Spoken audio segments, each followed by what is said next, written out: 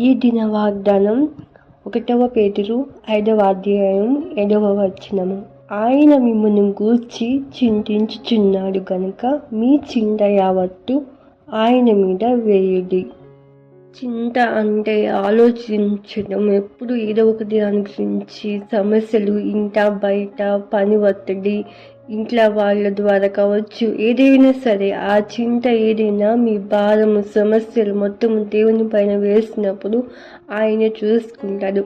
అవిశ్వాసులుగా ప్రవర్తించవద్దు. అవిశ్వాసులు ఈ లోకస్తులు ఈ లోక సంబంధమైన వాటి గురించి చింతిస్తూ ఉంటారు, బాధపడుతూ ఉంటారు. అయితే దేవుడు మనకు తోడుగా ఉన్నాడు, మనం నమ్ముకున్న దేవుడు గొప్పవాడు అని విశ్వసించి విశ్వాసంతో ప్రతి సమస్యను జయిస్తూ ఆయన పైన భారం వేసి ముందుకు కొనసాగినప్పుడు మీ చింత యావత్తు ఆయన చూసుకుంటాడు, ఆయన తీరుస్తాడు.